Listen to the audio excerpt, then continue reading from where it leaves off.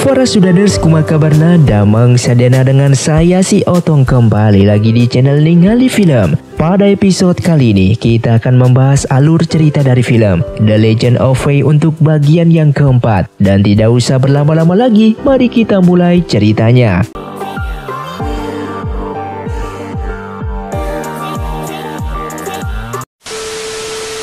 Film pun dilanjutkan dengan Jenderal Wen yang mengatakan ia sangat tak percaya Tiansu pemimpin klan Nori dengan mudahnya dikalahkan oleh seorang pemuda.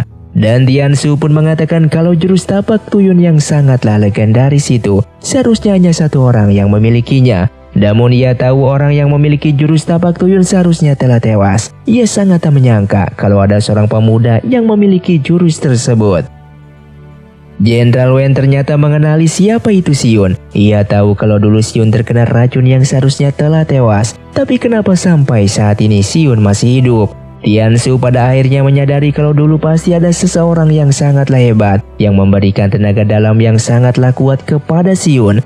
Maka dari itu racun di tubuh Xion bisa ditekan oleh tenaga dalam tersebut. Namun resikonya, orang yang memberikan tenaga dalam itu harus menukarnya dengan nyawa. Dari sinilah kita mengetahui kalau nama asli Xion merupakan Xiao Chuan.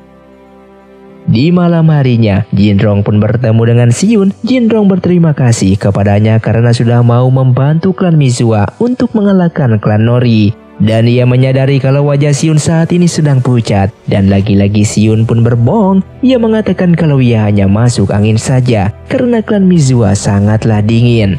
Jinrong tanpa basa-basi memberikan sebuah plakat yang secara tak langsung menyuruh agar Xion segera meninggalkan klan Mizua. Dan Fei pun akhirnya terbangun. Ia menyadari kalau Xion telah membuatnya pingsan. Ia pun langsung keluar untuk mencarinya. Di luar ia berhasil menemukan Xion. Ia pun membawanya ke sebuah tempat dan mereka pun mengobrol satu sama lain. Dan tanpa Fei sadari kalau Xion akan segera pergi meninggalkannya. Karena Jinrong ibunya itu tidak ingin Xion berada lama-lama di klan Mizua. Namun di sini Xion memilih untuk diam dan tidak menceritakannya kepada Fei. Setelah itu mereka pun akan kembali dan terlihat mereka berdua saling berpegangan tangan. Sedangkan Olian yang menjadi pemimpin keluarga Ho mengetahui kalau Tiansu telah gagal merebut gelang Haitian di klan Mizua. Ia pun berpikir kalau Tiansu pasti menyerangnya karena saat ini ia memiliki salah satu barang keramat tersebut, yaitu cap sendu.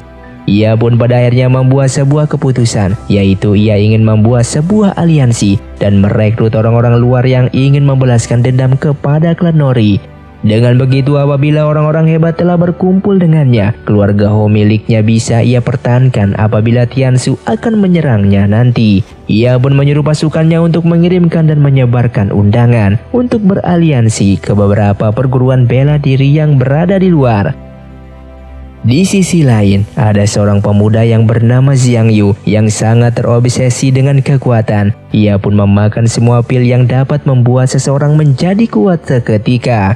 Setelah itu ia pun menyerang kakek tua yang pernah diselamatkan oleh Fei di penjara kemarin. Ternyata saat ini kakek tua itu akan menduplikasi sarung pedang milik Xiang Yu, yang ternyata sarung pedang itu merupakan salah satu barang keramat.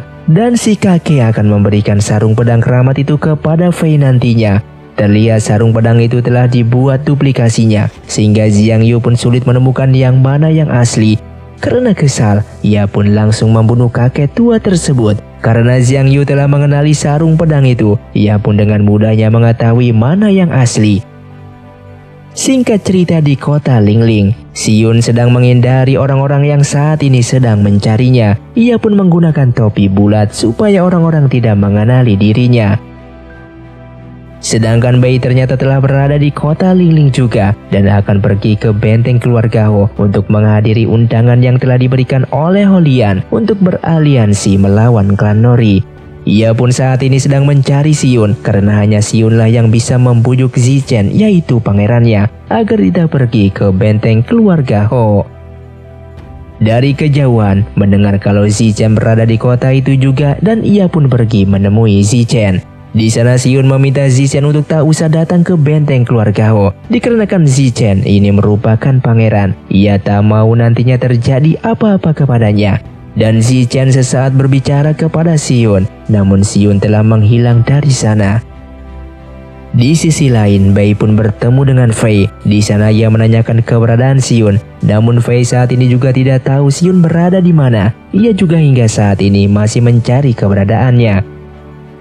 Singkat cerita, Xion lagi-lagi menyamar menjadi kakek tua. Namun ia tak sengaja berpapasan dan menyenggol dengan Fei. Dari nada bicaranya, Fei pun menyadari kalau kakek tua itu merupakan Xion. Xion terus saja menghindar dan tidak menampakkan wajahnya. Fei pun seketika langsung menarik janggut palsu tersebut. Dan pada akhirnya penyamaran Xion pun terbongkar. Fei pun merasa marah kenapa Xion kabur darinya dan pergi meninggalkannya. Supaya Xion tidak kabur lagi, Fei pun menyerangnya di sana. Dan Fei tak sengaja memegang tangan Xion yang sangatlah dingin. Fei saat itu menjadi teringat atas kematian tetua Yu yang terkena racun dan meninggal. Yang dimana di saat itu racun tersebut membuat tubuh seseorang menjadi dingin. Kemudian Fei pun bertanya mengapa Xion membuatnya pingsan kemarin dan kenapa Xion kabur dari klan Mizua. Xion yang belum sempat menjawabnya, terlihat para penduduk pun ketakutan karena ada sebuah perguruan yang sangatlah jahat yang sedang lewat. Yang saat ini perguruan tersebut akan pergi ke benteng keluarga Ho untuk menghadiri undangan dari Olian. Fei lalu membuat Xion pingsan. Ia melakukan itu supaya Xion tidak kabur lagi darinya. Ia pun membawa Xion menggunakan gerobak dan kembali ke penginapan. Kemudian ia bertemu dengan Li Sheng dan Suzu dan meminta Li Sheng untuk membantunya dalam membawa Xion ke kamar.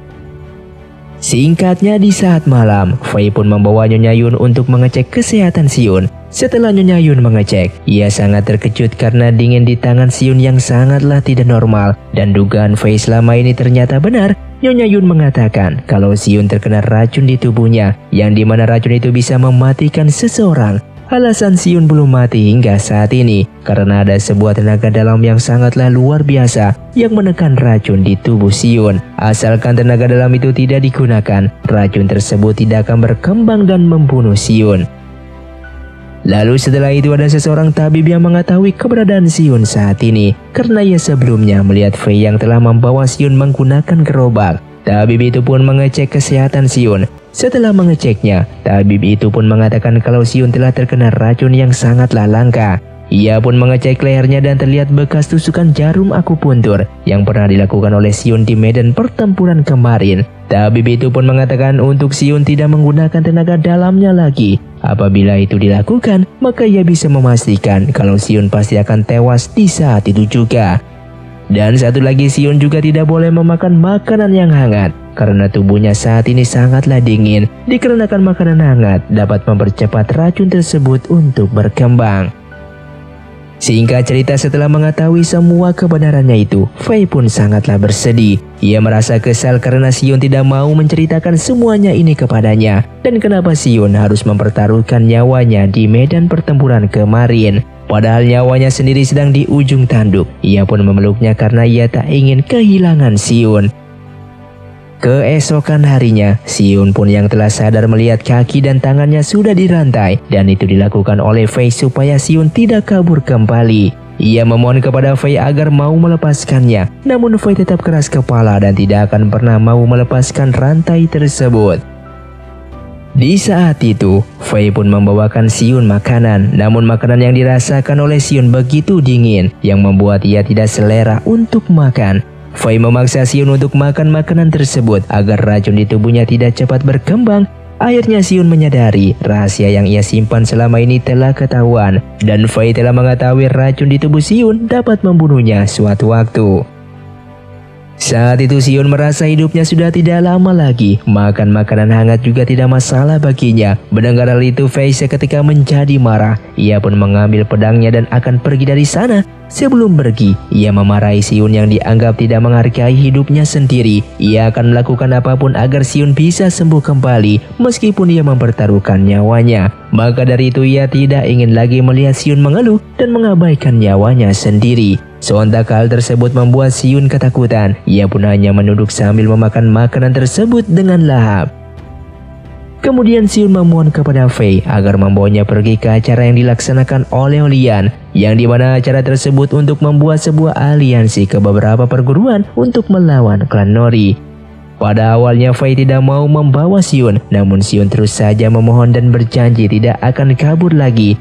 sehingga Fei mau tak mau membawanya. Namun dengan satu syarat, yaitu mereka pergi dengan tangan terikat satu sama lain. Oleh karena itu semua orang yang memandang mereka dengan tatapan aneh, dikarenakan Xion dan Fei seperti orang yang kabur dari penjara. Sebelum pergi, Xion mengajak Fei ke toko baju dulu karena ia ingin membeli sebuah pakaian baru. Setelah memilih baju, ia pun akan ganti pakaian karena tangannya saat ini sedang terikat dengan Fei. Ia pun memintanya untuk dilepaskan sebentar. Namun saat itu Fei tidak percaya lagi dengan kebohongan Xion. Ia pun malah mengikuti Xion yang akan berganti pakaian. Namun sebuah insiden terjadi yang dimana Xion kesulitan mengganti pakaian karena tangan sebelahnya terikat, yang membuat mereka berdua pun justru terjatuh. Singkat cerita, acara pun telah dimulai dan Holian memberikan kata sambutan dan berterima kasih kepada seluruh perguruan bela diri dari berbagai belahan dunia yang mau menghadiri acara yang telah diselenggarakannya. Fei, Xion beserta klan Mizua lainnya juga turut menghadiri acara tersebut. Di sana Holian mengatakan apabila seluruh pendekar mau bekerja sama dengannya untuk melawan klan Nori, ia akan menghadiahkan sebuah barang keramat yang sangat berharga milik keluarga Ho yang bernama Cap Sendu. Yang dimana barang tersebut merupakan salah satu barang keramat yang diincar oleh klan Nori, dan semua pendekar bersorak-sorak dan setuju dengan perkataan Holian. Di sisi lain, Lian yang sedang berjalan-jalan ke area sekitar tak sengaja bertemu dengan pasukan dari Holian yang akan membakar sumbu, di mana sumbu itu pun langsung mengarah ke genteng yang berisikan minyak tanah. Dan di saat dia akan dibunuh, Yang Haitian datang membantunya dan berhasil mematikan api tersebut. Dari sinilah mereka berdua pun mengerti rencana busuk Lian, yaitu ia sengaja mengumpulkan semua pendekar yang berada di sana, yang nanti ia akan meledakkan tempat tersebut dan membunuh mereka semua. Kembali ke Holian yang sedang menunjukkan barang-barang keramat itu, dan salah satu perguruan yang akan menyerangnya dan ingin merebut Cap Sendu itu, namun pasukannya justru dipanah hingga tewas di tempat tersebut. Dan tiba-tiba Cap Sendu itu pun direbut oleh Baisu yang entah datang dari mana. Baisu itu menuduh Holian lah yang telah membunuh kakaknya sendiri dan merebut Cap Sendu sekaligus merebut kursi kepemimpinan keluarga Ho. Pada awalnya Holian tentu saja menyangkal tuduhan tersebut, namun Baisu itu membawa seseorang pelayan yang ternyata pelayan tersebut menjadi saksi yang pernah melihat Holian ini merebut Cap Sendu dari kakaknya sendiri yang sedang sekarat. Dan Holian pun pergi membiarkan kakaknya tewas di tempat. Setelah semua kebenaran terungkap, Holian pada akhirnya tidak bisa mengelak. Fei dan Xion datang ke sana dengan mengatakan kalau Holian telah menipu mereka semua, dan saat ini Holian telah bersekutu dengan klan Nori dan berpura-pura mengajak beraliansi ke beberapa perguruan bela diri. Dari kejauhan, Lian pun datang ke sana sambil meneriaki kalau tempat yang mereka pijaki saat ini akan diledakkan oleh Holian. Semua orang pun berambulan menyelamatkan diri dan Holian sendiri mencoba kabur dari sana.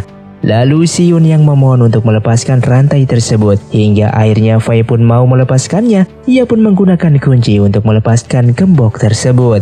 Di saat akan dilepaskan, tiba-tiba Fei disenggol oleh seseorang yang membuat kunci itu pun terjatuh ke dalam kolam, dan pada akhirnya gembok itu pun tidak bisa dibuka.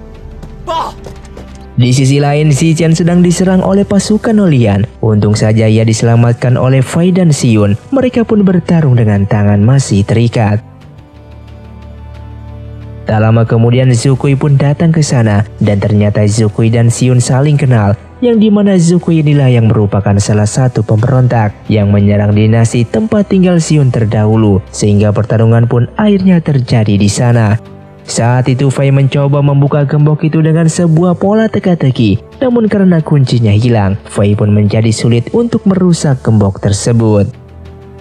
Setelah itu Zukui pun turun tangan untuk menghadapi mereka berdua, dan Xion mengambil sebatang kayu kecil yang berada di tanah yang ternyata ia gunakan untuk membuka gembok tersebut, sehingga gembok itu pun berhasil dibuka, namun pedang milik Fei terbelah menjadi dua.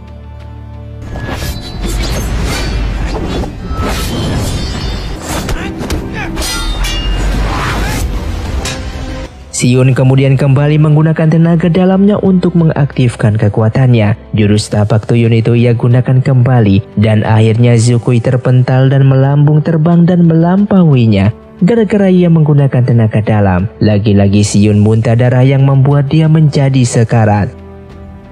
Tak lama kemudian tabib yang sebelumnya datang ke sana dan membuat sebuah asap beracun di area sekitar. Asap beracun itu akan menjadi sangatlah berbahaya di saat orang yang menghirupnya yang memiliki tenaga dalam yang hebat. Suku yang menghirupnya seketika meninggal di tempat dan cap sendu terjatuh dari saku bajunya. Singkat cerita, tabib itu memberikan obat penawar kepada Fei karena Fei juga sudah menghirup sedikit asap beracunnya. Namun obat itu hanya ada satu, sedangkan Sion juga pasti menghirupnya tadi. Tabib pun mengatakan jika Sion tidak perlu memakan obat karena Sion telah memiliki racun mematikan di tubuhnya dan ia pun akhirnya pamit dari sana. Fei dengan sisa tenaganya menggendong Sion untuk kembali ke kota. Namun karena kelelahan ia pun akhirnya tumbang juga. Terlihat Sion sudah tidak sadarkan diri dan Fei tetap berusaha menariknya. Karena asap beracun tadi masih di tubuh Fei, ia pun pingsan di sebelah Sion. Singkat cerita, ia terbangun di sebuah sampan. Terlihat ada kakek tua yang sudah menyelamatkan dirinya. Dan kakek tua itu pun juga menyelamatkan Sion. Saat itu Fei sangat sedang telah mengetahui kalau Sion masih hidup. Air mata pun tak dapat ia tahan melihat Sion yang masih hidup. Ia pun langsung memeluknya. Yang ternyata kakek tua ini merupakan guru Sion. Dan sang guru datang ke sana karena ia mengkhawatirkan Sion. Fei pun sangat terkejut mendengar hal tersebut. Kemudian kakek itu pun bercerita yang dimana di saat Sion kecil akan dijadikan oleh sang guru menjadi seorang biksu. Namun karena Sion ini sangat sensitif dan suka mengurusi urusan orang lain, sang guru pun tak jadi membuat Sion menjadi biksu. Sion tinggal di sebuah perguruan di tengah-tengah pulau karena ia saat dulu telah diselamatkan di saat dinasti tempat tinggalnya diserang oleh pemberontak. Sion kecil yang sering berlatih tenaga dalam dan belajar ilmu bela diri. Hingga di saat dia sudah tumbuh dewasa, ia pun dijadikan pasukan untuk bertempur. Setelah peperangan telah selesai, ia pun terlihat sedang sekarat dan anak panah beracun itulah yang telah meracuni Sion. Oleh karena itu ia pun diberikan tenaga dalam oleh sang guru untuk menekan racun tersebut. Maka dari itu Sion sampai saat ini masih hidup. Namun dengan satu syarat, ia tidak boleh menggunakan tenaga dalamnya ataupun kekuatannya. Dan orang yang memberikan tenaga dalam itu merupakan sang guru itu sendiri yang ternyata masih hidup.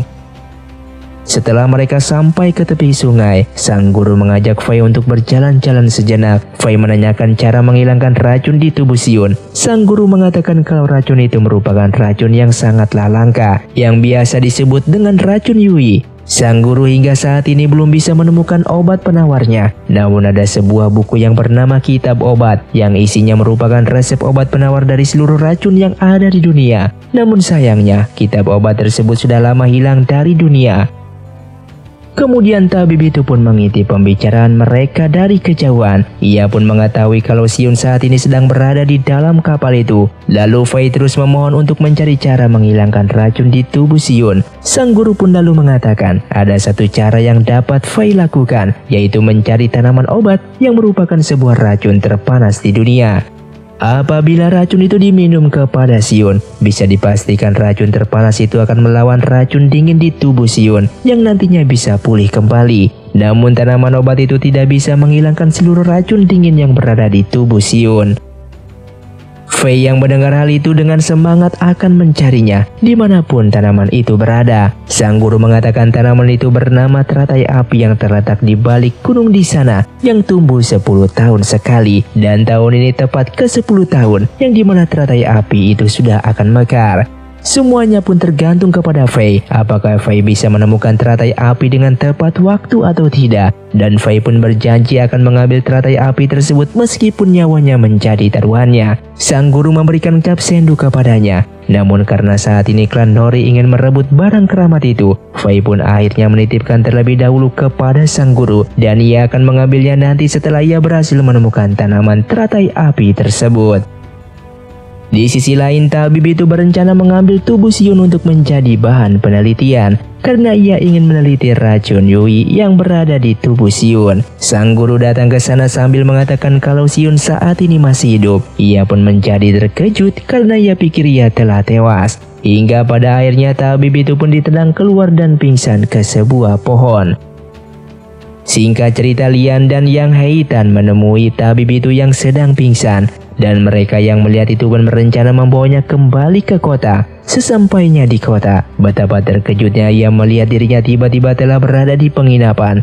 Lian menanyakan keberadaan Fei saat ini, dan tabib itu pun mengatakan kalau ia bertemu dengan Fei dan Xiun di pinggir sungai tadi. Namun saat ini ia sudah tidak tahu kemana Fei dan Xiun pergi. Di lain tempat, di sebuah desa yang bernama Disa, terdapat seorang wanita yang bernama Tianying, yang ternyata ia merupakan istri dari Tiansu. Faktanya orang yang telah meracuni Xiun saat dulu merupakan istri dari Tiansu ini, dan Tianying sangat terkejut setelah mengetahui kalau Xiun ternyata masih hidup. Dan Tianying yang saat ini juga sakit-sakitan, maka dari itu Tiansu juga berupaya untuk mendapatkan gelang Haitian. Yang ternyata Tiansu juga tahu mengenai kitab obat tersebut, yang dimana ia berencana mencari buku kitab obat itu untuk mencari resep obat penawar yang akan digunakan untuk istrinya nanti. Dan Tianying pun mengatakan untuk mengobati racun di tubuh Xiun harus menggunakan tanaman teratai api yang tumbuh 10 tahun sekali. Ia pun menyadari mungkin saja saat ini Fei akan mengambil teratai api tersebut. Mendengar hal itu, Tiansu pun akan pergi ke gunung itu, namun ditahan oleh istrinya. Tianying meminta Tiansu untuk berfokus mencari gelang Haitian dan buku kitab obat. Masalahnya Xiun kesampingkan dahulu karena penjaga tanaman teratai api saat ini juga berada di atas gunung yang dijuluki serigala salju. Dan mustahil bagi Fei bisa melewati orang tersebut untuk mengambil teratai api. Di saat itu Lian bertemu dengan seorang pria tua, yang ternyata pria tua itu pemegang sebuah peta rahasia keberadaan gelang Haitian saat ini, yang selama ini ia jaga selama 20 tahun. Keberadaan peta itu sudah diketahui oleh klan Nori, dan saat ini ia sedang diburu oleh klan Nori. Dan pria tua ini utusan dari kakek Lian, yaitu Li Xiu, untuk menjaga peta tersebut. Kemudian Lian juga diperintahkan untuk menghafal sebuah puisi di balik peta tersebut, karena puisi itu akan mengantar mereka untuk mendapatkan lokasi gelang Haitian nantinya. Tak lama kemudian klan Nori pun datang ke sana dan akan merebut peta tersebut. Pria tua itu pun memberitahukannya, namun siapa sangka peta tersebut seketika terbakar, dan tanpa ragu pria tua itu langsung menahan klan Nori agar Lian dan yang lainnya bisa kabur dari sana. Ia pun mempertaruhkan nyawanya dan pada akhirnya ia pun harus tewas di tangan klan Nori.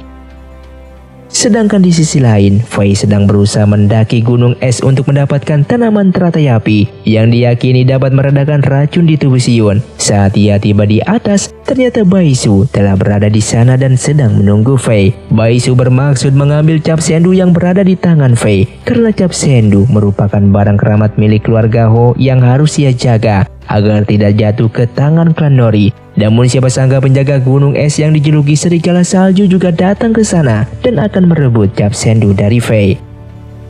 Di sana juga terdapat teratai api yang sudah tumbuh mekar. Untuk memperebutkan cap sendu tersebut, Baisu dan serigala salju bertarung satu sama lain, sedangkan Fei memanfaatkan kesempatan itu untuk mengambil teratai api di sana.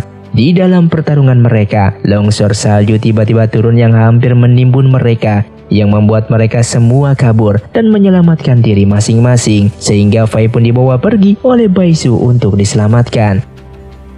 Singkatnya, Fei terbangun dari pingsannya dan Baisu telah menyelamatkannya. Mereka berdua pun mengobrol dan menjadi dekat satu sama lain. Fei pun berjanji akan memberikan cap sendu kepadanya setelah ia berhasil membawa teratai api tersebut turun ke bawah gunung, sehingga Baisu pun menyetujui permintaannya. Singkat cerita, anak buah Tiansu itu pun menceritakan kepada Tiansu kalau peta tersebut telah hangus terbakar. Namun sebelum terbakar, ia sempat melihat sebuah gambar. Dan gambar itu berupa gelang emas, gambar gembok abadi, gambar sarung pedang, dan gambar sebuah cap. Dan yang terakhir adalah gambar tongkat, yang ia sendiri tidak tahu gambar-gambar itu barang apa. Tiansu yang kesal dengan kegagalannya menyuruhnya untuk menggambar barang-barang tersebut. Sedangkan saat itu Fei dan Baisu tiba-tiba diserang oleh serigala salju yang akan merebut cap sendu dari Fei. Di dalam pertarungan tersebut, Fei pun melemparkan cap sendu ke bawah gunung. Setelah ia berhasil mendapatkannya, yang ternyata barang itu bukanlah cap sendu, melainkan hanya sebuah batu biasa, dan ia telah ditipu oleh Fei. Fei dan Baisu pun hanya tertawa karena mereka berhasil menipunya, dan kini teratai api berhasil iamankan. Singkat cerita, mereka pun akan berpisah dan Fei pun berjanji akan memberikan cap sendu di saat berada di kota nanti, dan mereka berdua pun berjanji akan bertemu kembali di kota tersebut. Dan Fei pun dengan cepat membawa teratai api itu untuk menyelamatkan Xion.